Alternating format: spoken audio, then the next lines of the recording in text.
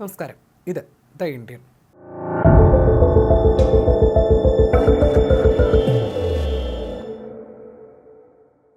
കാർഗിൽ യുദ്ധവിജയത്തിന്റെ സ്മരണയിലാണ് രാജ്യം. പാകിസ്ഥാനുമേൽ ഇന്ത്യ നേടിയ യുദ്ധവിജയത്തിന്റെ 25ാം വാർഷികം.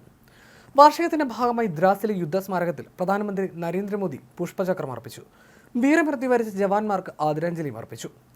പാകിസ്ഥാന്റെ ചതിയെ ചെറുത്തു തോൽപ്പിച്ച ഇന്ത്യയുടെ വിജയത്തിന് പല ആയുധങ്ങളും നിർണായക ശക്തിയായി മാറിയിരുന്നു. അതിൽ ആയുധങ്ങളുടെ കരുത്ത് തെളിയിക്കുന്നതിൽ മുൻപന്തിയിൽ നിന്ന ആയുധമായിരുന്നു ഇഗ്ല മിസൈൽ. ഈ മിസൈൽ ആദ്യമായി ഉപയോഗിച്ചത് കാർഗിൽ യുദ്ധകാലത്തായിരുന്നു. 20 കിലോയ്ക്കടുത്ത് ഭാരം വരുന്ന ഈ മിസൈൽ റഷ്യൻ നിർമ്മിതമാണ്. കയ്യിൽ വെച്ച് ഉപയോഗിക്കാൻ കഴിയുന്ന വ്യോമ ആയുധമാണ് ഇഗ്ല. ഒരു വ്യക്തിക്കോ അല്ലെങ്കിൽ കൂട്ടമായിട്ടോ ഇത് ഉപയോഗിക്കാം. താഴ്ന്നു പറക്കുന്ന വിമാനങ്ങളെ വെടിവെച്ചിടാൻ ഈ മിസൈലുകൾ കൊണ്ട് സാധിക്കും. കൂടാതെ ക്രൂസ് മിസൈലുകളെയും ഡ്രോണുകളെയും കണ്ടെത്താനും അവ നിർവീര്യമാക്കാനും ഇഗ്ലയ്ക്ക് സാധിക്കും. 500 മീറ്റർ മുതൽ 6 കിലോമീറ്റർ വരെ ദൂരത്തിലും 3.5 കിലോമീറ്റർ വരെ ഉയരത്തിലുമുള്ള ലക്ഷ്യസ്ഥാനങ്ങളെ കൃത്യമായി തകർത്തെറിയാൻ സാധിക്കുന്ന മിസൈലാണ് ഇഗ്ല. പഴയ സോവിയറ്റ് യൂണിയനിൽ 1972 ഇഗ്ല ഹ്രസ്വദൂര മനുഷ്യവേദ എയർ ഡിഫൻസ് സിസ്റ്റം വികസിപ്പിക്കുന്നത് ആരംഭിച്ചു. മുൻപ് നിലവിലുണ്ടായിരുന്ന സ്ട്രെല്ല മിസൈൽ സംവിധാനത്തിന്റെ അല്പം കൂടി മെച്ചപ്പെട്ട പതിപ്പാണിത്. സാങ്കേതിക പ്രശ്നങ്ങൾ ഇതിന്റെ വികാസത്തിന് തടസ്സം നിന്നിരുന്നു. 1978 ഈ പദ്ധതി രണ്ടായി വിഭജിച്ചു. പൂർണ്ണമായ ശേഷിയുള്ള ഇഗ്ല മിസൈലിന്റെയും അല്പം കൂടി ലളിതമായ ഇഗ്ല 1 പതിപ്പിന്റെ വികസനവുമായി അത് മാറി. പാകിസ്ഥാനെ സംബന്ധിച്ച് എക്കാലവും നടുക്കുന്ന ഓർമ്മ തന്നെയാണ് കാർഗിൽ. ഇന്ത്യൻ ഭൂമിയിലേക്ക് പാക് സൈന്യം നുഴഞ്ഞു കയറിയതോടെയാണ് കാർഗിൽ മലനിരകളിൽ യുദ്ധം ആരംഭിച്ചത്. തർക്കപ്രദേശമായ സിയാച്ചിൻ മേഖലയുമായി ബന്ധിപ്പിക്കുന്ന ശ്രീനഗർ, കാർഗിൽ, ലേ ഹൈവേ ഉൾപ്പെടെ നിർണായക പ്രദേശങ്ങൾ അധീനതയിലാക്കാനായിരുന്നു പാകിസ്ഥാന്റെ നീക്കം. 5000-ഓളം പാക് സൈനികരും തീവ്രവാദികളുമായിരുന്നു അന്ന് ഇന്ത്യയിലേക്ക് നുഴഞ്ഞു കയറിയത്. 16,000 മുതൽ 18,000 അടി വരെ ഉയരത്തിലുള്ള മലനിരകളിൽ നിലയുറപ്പിച്ച ശത്രു സൈന്യത്തെ തുരത്താൻ ഓപ്പറേഷൻ വിജയ് എന്ന പേരിൽ ഇന്ത്യയുടെ പ്രത്യാക്രമണം ആരംഭിച്ചു.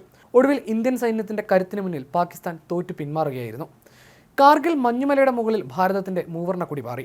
1999 ജൂലൈ 26 ഇന്ത്യൻ സൈന്യം കാർഗിൽ യുദ്ധത്തിൽ വിജയപതാക നാട്ടി.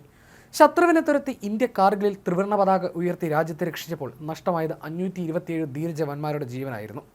1999 കാർഗിൽ യുദ്ധമാണ് ഇന്ത്യയിൽ ആദ്യമായി ടെലിവിഷൻ സംപ്രേഷണം ചെയ്തത്. തോക്കുകളുമായുള്ള സൈനികരുടെ മാർച്ചിംഗ്, പത്രസമ്മേളനങ്ങൾ എന്നിവയുടെ ചിത്രങ്ങളോടെയൊക്കെ യുദ്ധത്തിന്റെ കവറേജ് ആരംഭിച്ചു.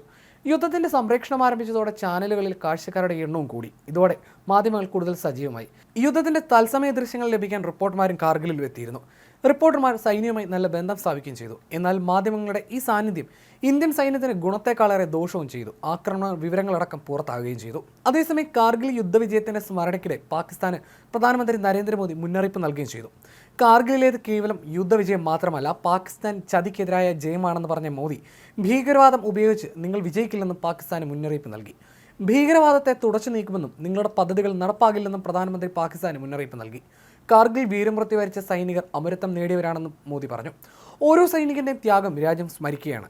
ഓർമ്മകൾ ഇങ്ങനെ മിന്നിമറയുന്നു. കേവലം യുദ്ധത്തിന്റെ വിജയം മാത്രമല്ല കാർഗിലേതെന്നും പാകിസ്ഥാന്റെ ചതിക്കെതിരായ ഭീകരവാദത്തിനെതിരായ വിജയമാണതെന്നും മോദി കൂട്ടിച്ചേർത്തു. പാകിസ്ഥാൻ ഭീകരവാദത്തിന്റെ സഹായത്തോടെ പ്രവർത്തിക്കുകയാണ്. ഭീകരവാദം ഉപയോഗിച്ച് നിങ്ങൾ വിജയിക്കില്ലെന്ന് പാകിസ്ഥാൻ മോദി മുന്നറിയിപ്പ് നൽകി.